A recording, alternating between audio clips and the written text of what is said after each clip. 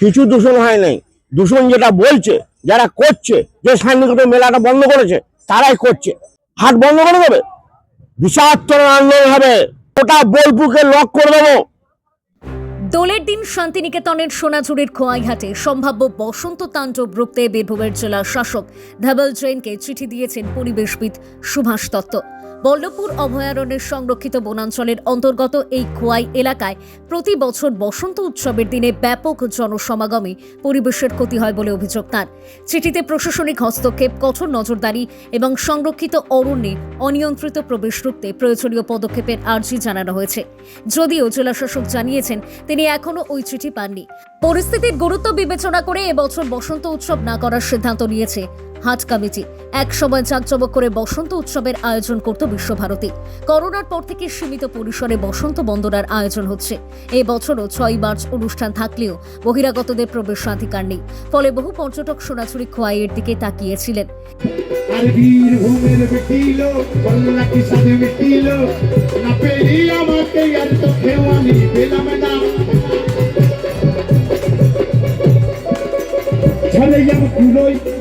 এখনো কোন দোষী পেলে আমার কাল সাজা হলো না।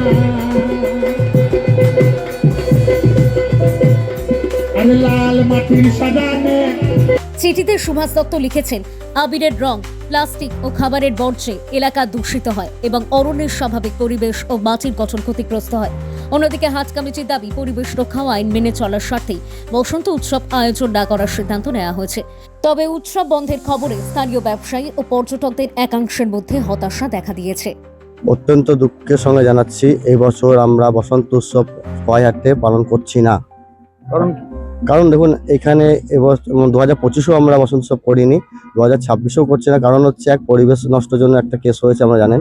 সেই সূত্রে আমরা পরিবেশকে আরো নষ্ট হোক বা হাটের শিল্পীদের কোনো ক্ষতি হোক, তার জন্য আমরা এটাকে স্থগিত করেছি। আমরা এবছর বসন্ত উৎসব করবো না। পর্যটকরা কতটা হতাশ?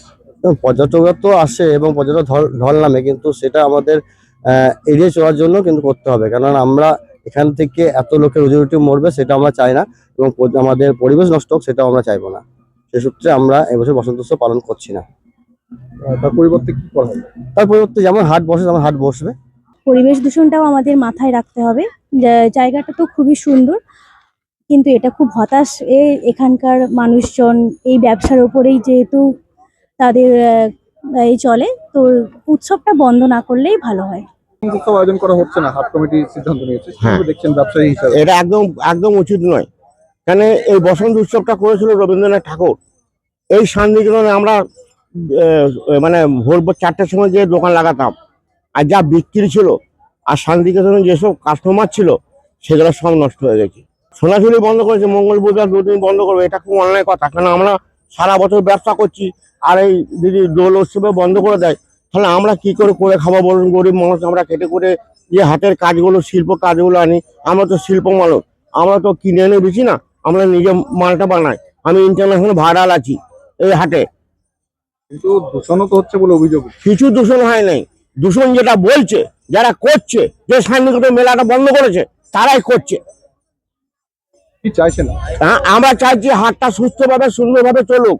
এই গরিব মানুষ যারা খেটে খুটে খায়, ছোটখাটো ক্ষুদ্র শিল্পী নিয়ে আছে, এই গামছা বালা আছে, আদিবাসী আছে, এসব আত্মার বালা আছে, পেঁচা বালা আছে, তারা কোথায় যাবে আমাকে বলুন তো? কেন হাটটা বন্ধ করার চেষ্টা করছে? মামলা করেছে সুভাষ দত্ত, মামলা করেছে। একদম ইয়েস, একদম। আমি যে নামটা বললেন, ওর নামটা আমি এখনই বলতাম। এটা খুব খারাপ করছে। এই হাটটা গ্রামে আদিবাসী মানুষ, সমস্ত মানুষ, গ্রামে মানুষ আছে, এখানে হাট বন্ধ করে দেবে, বিষাক্ত আন্দোলন হবে। 10,000 মানুষ আছে, কলকাতার 4,000 মেয়েরা আসবে, গোটা বোলপুরকে লক করে দেবো। আমার নাম যোগু, এই হাটে একদম ছিল আমি। পর্যটক হিসাবে আমাদের খুবই হতাশাগ্রস্ত হয়ে পড়েছি, কারণ বসন্ত উৎসব আমাদের শান্তিনিকেতনে খুবই একটা আকর্ষণীয় জিনিস। আর আমরা ছোটবেলা থেকেই শুনে এসেছি দোল উৎসব, বসন্ত উৎসব আমাদের কাছে খুবই একটা প্রিয়, আর শান্তিনিকেতনে তো খুবই ভালো লাগে। কিন্তু যখনই সেখানে শুনলাম যে এটা উঠে যাচ্ছে, বন্ধ হয়ে যাচ্ছে, মনটা খুবই খারাপ লাগছে তখন। আর এটা আমাদের কাছে খুব আকর্ষণীয় ব্যাপার যে আমাদের এটাকে টানে যে আমরা যাব, কলকাতা থেকে আসছি, আনন্দ করব বসন্ত উৎসবে, মানে আমরা উপভোগ করব, সেই উপভোগ জিনিসটা তো আমাদের কাছে বিশাল ব্যাপার। কিন্তু সেই জিনিসটা যখন শুনছি এখানে এসে যে হবে না, আমাদের মনের দিক থেকে খুবই খারাপ লাগছে। কিন্তু দূষণের বিষয়টিও রয়েছে, সেটা কিভাবে দেখছেন? দূষণের ব্যাপারটা তো আছেই, কিন্তু সেটাকে আমাদের পর্যটকরা যদি নিজেদের মেনটেন করে তাহলে তো দূষণটা অতটা হয় না।